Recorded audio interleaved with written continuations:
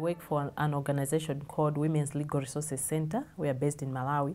We are a women's rights organization, and we are funded by IDRC through University of Western Cape to conduct a research under a broader theme of securing women's access to land. So we are focusing on whether women's access to land in both patrilineal and matrilineal societies in Malawi improves their bargaining power within household.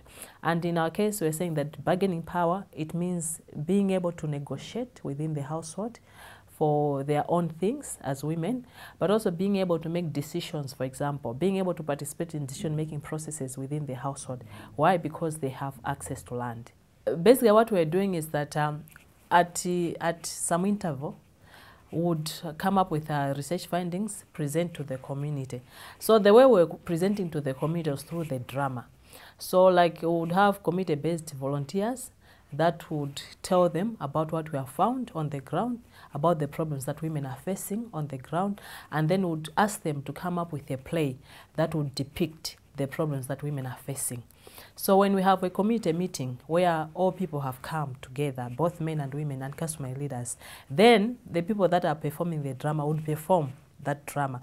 So it would act as entertainment, but also at the same time educating people about what is happening within their community. Because we found it effective in that it was creating dialogue among community members on an issue that had been regarded as sensitive all along.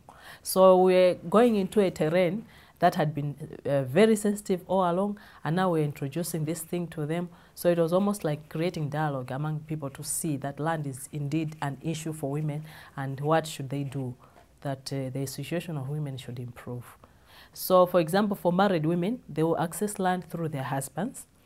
For divorced women, they will lose access in their marital villages. But when they go back to their native villages, they will access land through their brothers, but most of the times it will depend on the goodwill of the brothers. In terms of matrilineal, you find that women would still say they have control.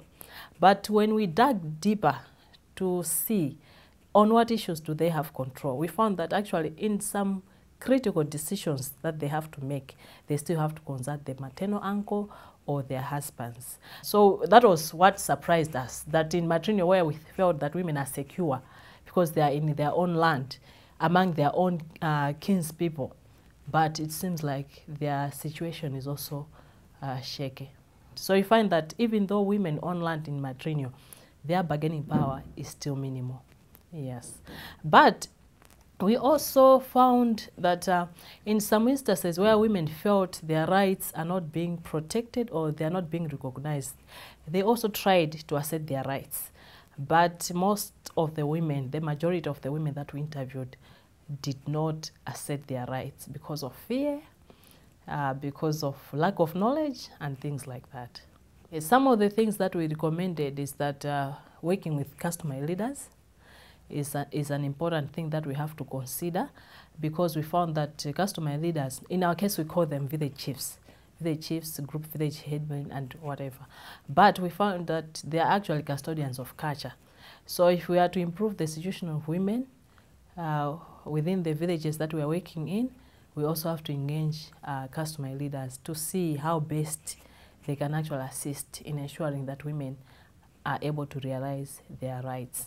So we are saying that the research that we did was just like a foundation for us to know what is happening to women, and now what is the next step forward.